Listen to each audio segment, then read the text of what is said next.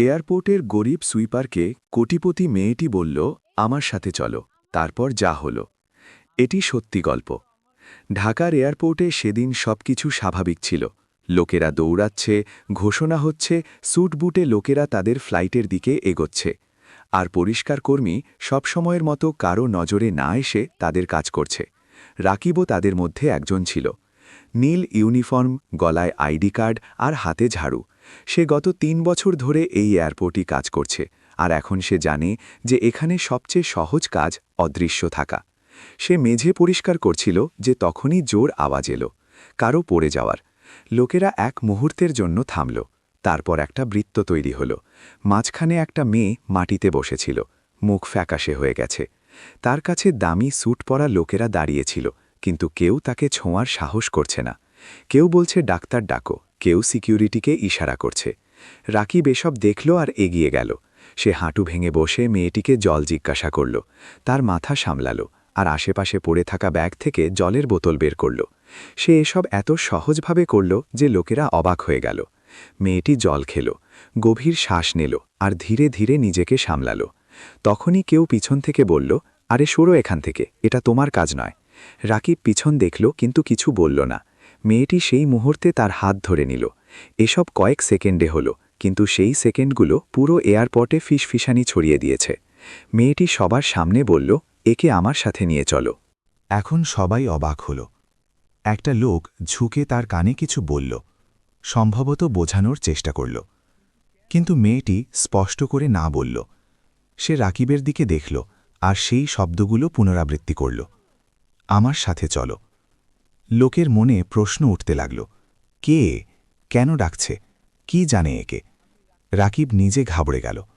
সে ধীরে বলল যে সে কর্মচারী, তাকে ডিউটিতে থাকতে হবে। কিন্তু মেয়েটি তার হাত ছাড়ল না।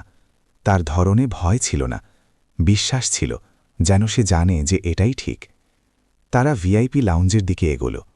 পথে লোকেরা তাদের এমন করে দেখছে যেন কোনো অঘটন ঘটছে।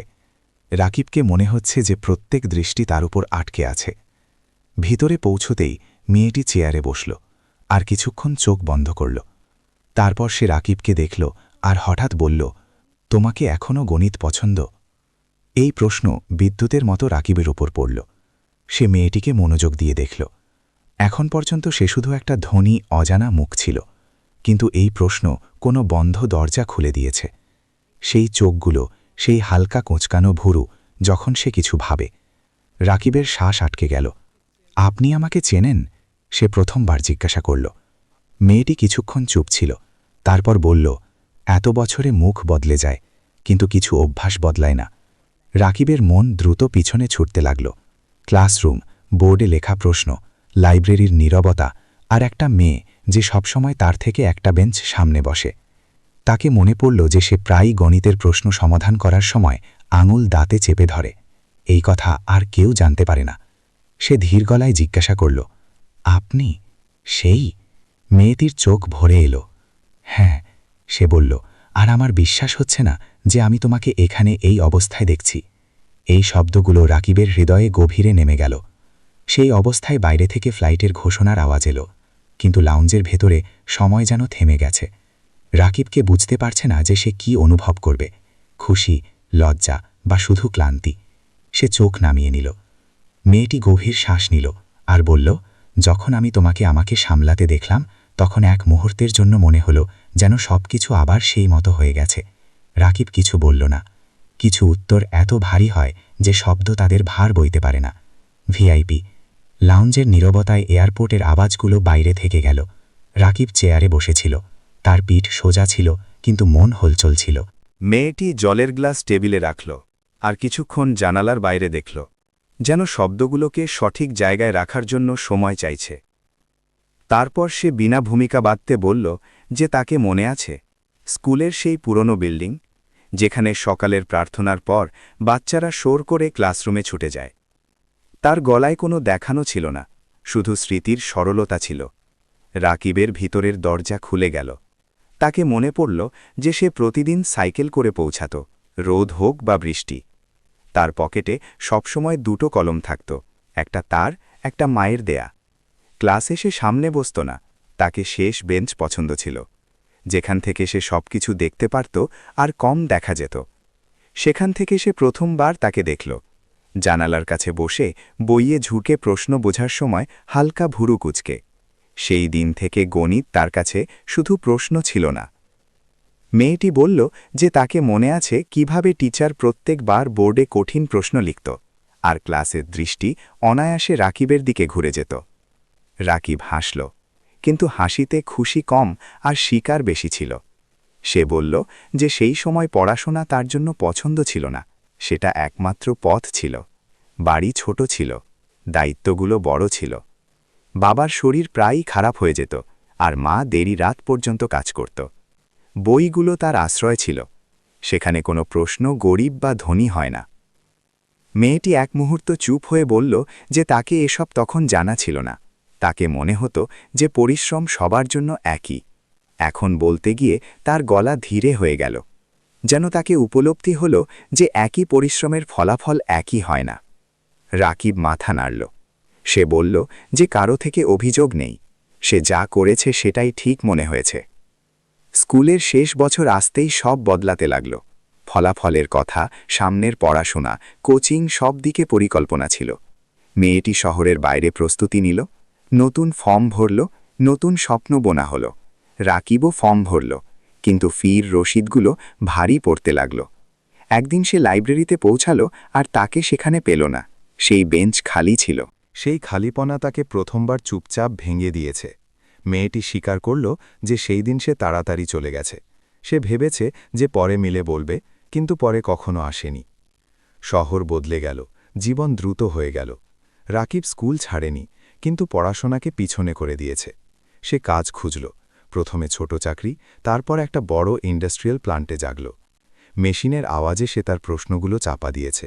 সেখানে তাকে কাজ মিলল, সম্মান কম মিলল, কিন্তু শিক্ষা অনেক মিলল। সে মনোযোগ দিয়ে দেখত, বুঝত আর নোটস বানাত, কাগজে নয়, মনে। প্লান্টের দিনগুলোর কথা বলতে গিয়ে রাকিবের চোখে ক্লান্তি নেই, অনুশাসন দেখা গেল। সে বলল যে সেখানে একটা ছোট গাছ লাগানো হয়েছে। উদ্বোধনের দিন তালি বাজল। পরে সবাই ভুলে গেল, রাকিব ভোলেনি। সে প্রতিদিন কাজের পর তাকে জল দিত। তাকে মনে হতো যে যা উপরে যায় তাকে নিচে থেকে সহায়তা দরকার। মেয়েটি এটা শুনে দীর্ঘক্ষণ কিছু বলল না। সম্ভবত তাকে প্রথমবার বুঝতে পারল যে পরিশ্রমের আওয়াজ সবসময় মঞ্চ পর্যন্ত পৌঁছয় না। লাউঞ্জের বাইরে একটা ফ্লাইটের ঘোষণা হল। মেয়েটি ঘড়ি দেখল, তারপর রাকিবের দিকে দেখল। তার দৃষ্টিতে অবাক নেই, বোঝাপড়া ছিল। সে বলল যে তাকে আজই মিলন ভারী মনে হচ্ছে। তাই নয় যে রাকিব এখানে কাজ করে, বরং তাই যে সে এখনও সেই শান্তি, সেই থামা। রাকিব উত্তরে শুধু বলল যে লোকেরা বদলে যায়, কিন্তু নিজের ভিতরের সত্য যদি বেঁচে থাকে তাহলে পথ মিলে যায়। তখনই একটা কর্মচারী ভিতরে এলো আর কিছু ফিসফিসালো। মেয়েটি মাথা নাড়ল। সে উঠতে উঠতে রাকিবকে বলল যে সে তার সাথে চলুক। রাকিব অবাক হল, কিন্তু সে বিরোধ করল না। তারা লাউঞ্জ থেকে বাইরে এলো। ভিড়ে সেই দৃষ্টিগুলো আবার তাদের ওপর আটকে গেল, কিছু কৌতূহলী, কিছু সন্দেহ ভরা। রাকিবকে মনে হল যে সে আবার অদৃশ্য হয়ে যাবে, কিন্তু মেয়েটি চলা ধীর করল না। করিডরের শেষে থেমে সে বলল যে তাকে একটা দস্তাবেজে সাইন করতে হবে। রাকিব সেখানেই দাঁড়িয়ে রইল। ফিরে আসার সময় সে রাকিবকে দেখল আর বিনা আনুষ্ঠানিকতায় বলল যে সে চায় রাকিব আজ তার সাথে বসুক, কমপক্ষে ততক্ষণ পর্যন্ত যতক্ষণ তার ফ্লাইট না যায়। রাকিব হ্যাঁ বলে দিল। সে ভাবল সম্ভবত কিছু কথা পূর্ণ হয় না, কিন্তু ঠিক করে দেখা যায়। তারা আবার জানালার কাছে বসল। বাইরে রানওয়েতে বিমান প্রস্তুত দাঁড়িয়েছিল। মেয়েটি বলল যে তাকে এখন বোঝা যাচ্ছে কেন কিছু লোক গন্তব্য পর্যন্ত পৌঁছায় আর কিছু পথে থেমে যায়, তবু হারে না। রাকিব তার কথা কাটল না। সে শুধু জানালা থেকে বাইরে দেখল আর মনে মনে সেই দিনগুলোকে নমস্কার করল যা তাকে এনে নিয়ে এসেছে। লাউঞ্জে বসে সেই মেয়েটি আর এয়ারপোর্টে কাজ করা সেই লোক, দুজনের মধ্যে এখন কোনো প্রশ্ন ছিল না, শুধু একটা স্পষ্ট সত্য ছিল যা দুজনেই বিনা স্বরে স্বীকার করে নিয়েছে। লাউঞ্জের জানালার বাইরে রানওয়েতে হলচল বেড়ে গেছে। একটা বিমান ধীরে ধীরে সামনে সরছে আর তার আওয়াজ ভিতর পর্যন্ত অনুভব হচ্ছে। মেয়েটির উড়ানের সময় কাছে আসছে, কিন্তু তার মুখে তাড়াহুড়ো নেই। সে বসে বসে কোনো সিদ্ধান্তে পৌঁছানোর চেষ্টা করছে, যেন বছর ধরে মনে চাপা কোনো প্রশ্ন আজ উত্তর চাইছে। রাকিব কাছের চেয়ারে শান্ত বসেছিল। সে জানে যে এই মিলন শুধু পুরনো স্মৃতির কারণে নয়, এর পিছনে আরও কিছু আছে। তখন লাউঞ্জের বাইরে হলচল হলো।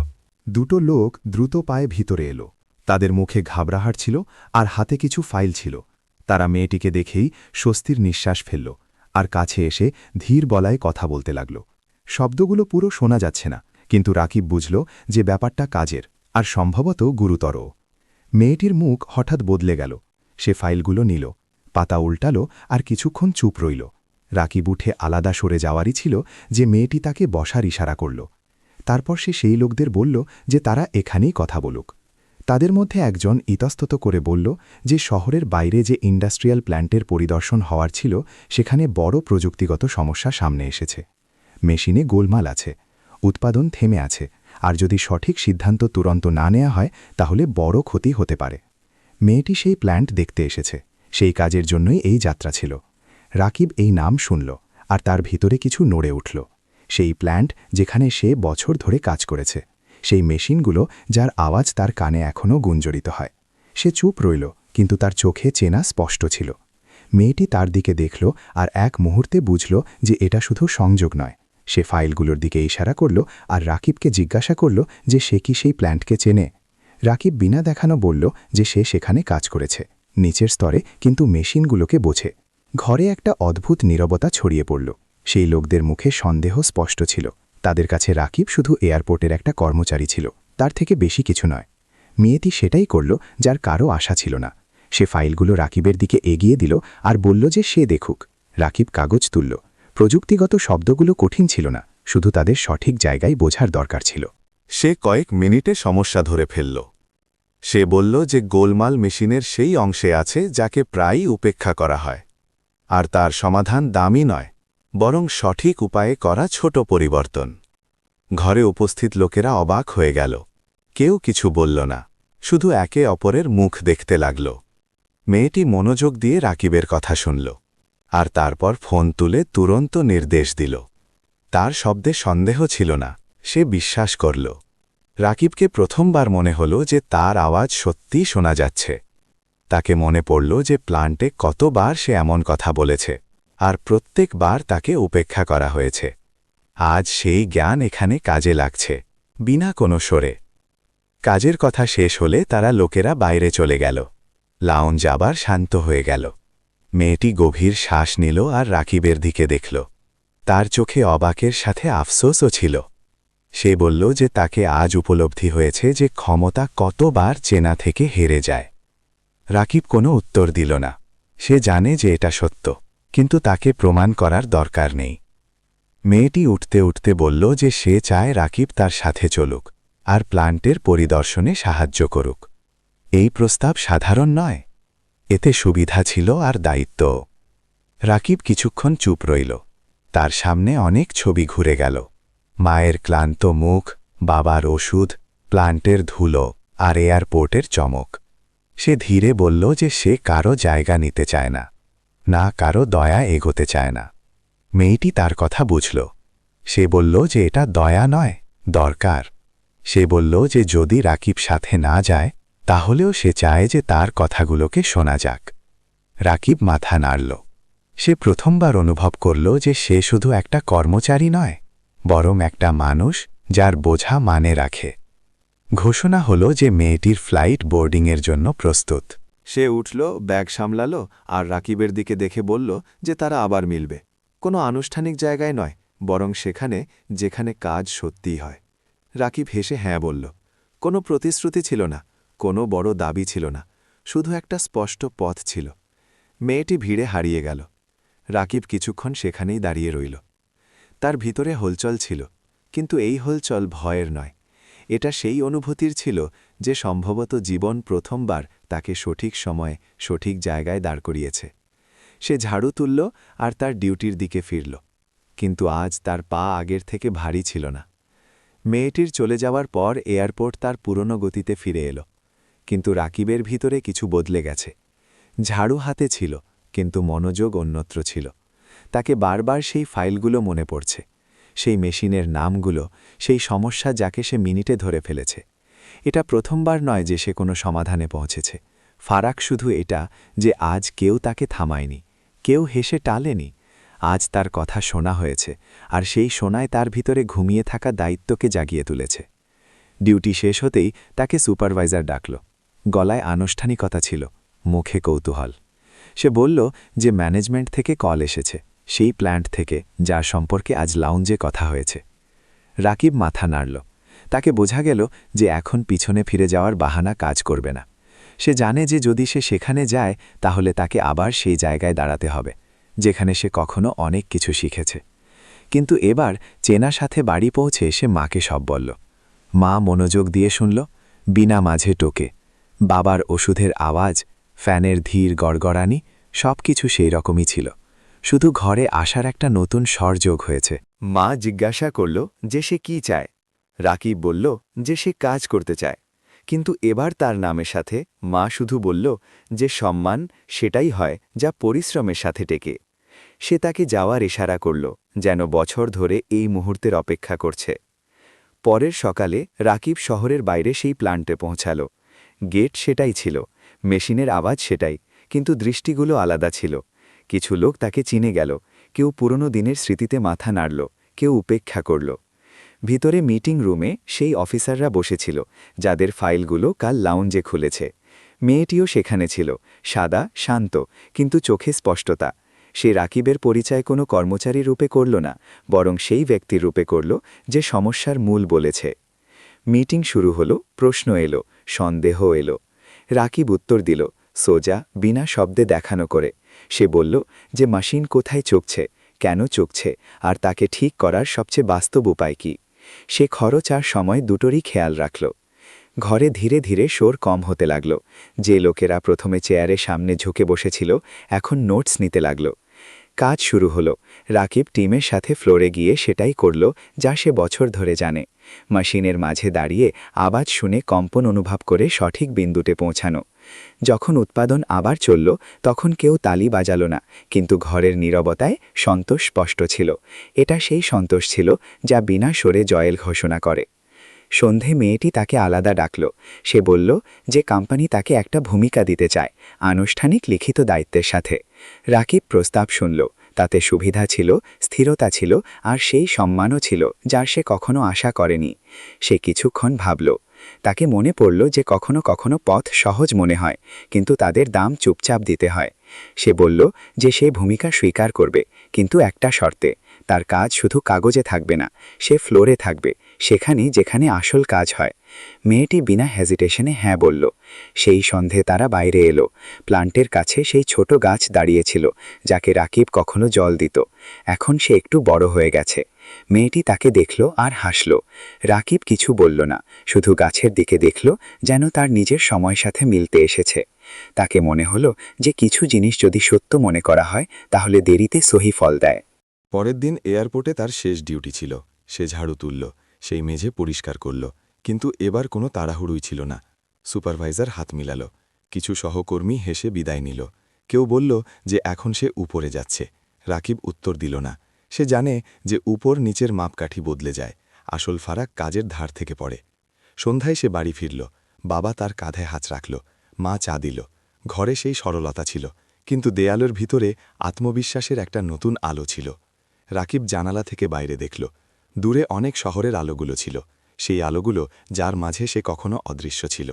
আজ সে দেখানোর জিদ করছে না, সে শুধু তার কাজ ঠিক করে করতে চায়। ফোনে একটা মেসেজ এলো মেয়েটির। সে লিখেছে যে বোর্ড সমাধানকে অনুমোদন দিয়েছে আর কাজ এগোবে। রাকিব উত্তরে শুধু লিখল, ঠিক আছে। সে ফোন রাখল। তাকে মনে হলো যে এটা ঠিক আছে, কোনো বড় বাক্য থেকে বেশি সত্য। রাত গভীর হল। রাকিব চোখ বন্ধ করল। তার ভিতরে কোনো সোর ছিল না, শুধু এই বিশ্বাস ছিল যে সে তার জায়গা নিজে বানিয়েছে, কারো দয়ায় নয়, তার ক্ষমতায়। প্লান্টে কিছু সপ্তাহ পার হয়ে গেছে। মেশিনগুলো তাদের সঠিক সুরে চলছে, আর ফ্লোরে কাজের সোর এখন বিশ্বাসের মতো মনে হয়। রাকিব প্রতিদিন সময় মতো পৌঁছায়, সেই কাপড় পরে, সেই সরলতা রাখে। কিন্তু এখন তার নামের সাথে একটা দায়িত্ব যোগ হয়েছে। লোকেরা তাকে প্রশ্ন জিজ্ঞাসা করে, সুপারিশ শোনে, আর অনেকবার চুপচাপ তার পিছনে চলে পড়ে। তাকে এইসব নতুন মনে হচ্ছে না, শুধু ঠিক মনে হচ্ছে, যেন দেরিতে মিলে যাওয়া কিন্তু নিজের জায়গা। এক সন্ধ্যায় কাজ শেষ হওয়ার পর সে সেই ছোট গাছের কাছে থামল। এখন সেই গাছ আগের থেকে উঁচু ছিল, পাতাগুলো ঘন ছিল। রাকিব মাটিতে হাত ফেরালো আর তাকে মনে হলো যে কিছু জিনিস সময় চায়, না মনোযোগ না সোর। তখন তাকে পায়ের আওয়াজ শোনা গেল। সে ঘুরল, তাহলে মেয়েটি সামনে দাঁড়িয়েছিল। এবার না এয়ারপোর্টের চমক ছিল, না লাউঞ্জের নীরবতা। শুধু খোলা হাওয়া আর দিনভরের ক্লান্তি। তারা আনুষ্ঠানিক কথা বলল না। সে জিজ্ঞাসা করতে এসছে যে কাজ কেমন চলছে, আর সে বলল যে টিম ঠিক আছে, প্রক্রিয়া উন্নত হচ্ছে। কথাবার্তায় সহজতা ছিল, যেন দুজনেই জেনে গেছে যে দেখানোর দরকার এখন নেই। কিছুক্ষণ পর সে গাছের দিকে দেখতে লাগল আর হেসে বলল যে তাকেই গাছ মনে আছে। উদ্বোধনের ছবিতে দেখেছে, কিন্তু আসলে কখনো মনোযোগ দেয়নি। রাকিব বলল যে মনোযোগ প্রায়ই নিচে টিকে থাকা থেকে আসে। মেয়েটি ধীর গলায় স্বীকার করল যে তাকে অনেক দিন ধরে একটা কথা বলতেছিল। সে বলল যে এয়ারপোর্টে সেই দিন যখন সে রাকিবের হাত ধরেছে, তাহলে এটা শুধু ভয়ের মুহূর্ত নয়, সেটা চেনার মুহূর্ত ছিল। সে বুঝে গেছে যে যে পথে সে দ্রুত চলেছে সেগুলোতে কেউ চুপচাপ ভার তুলেছে। রাকিব তার কথা শুনল আর বলল যে চেনা মিললে তার থেকে বেশি জরুরি চেনার সাথে ন্যায়। সে চায় না যে কোনো এহসানের ভার তাদের মধ্যে থাকুক। কিছুক্ষণ দুজনেই চুপ রইল। হাওয়ায় মেশিনের আওয়াজ মিশে গেছে। মেয়েটি জিজ্ঞাসা করল যে সে কি কখনো স্কুলের কথাগুলো বদলাতে চায়। কিছু বলা বাকি ছিল। রাকিব মাথা নাড়ল।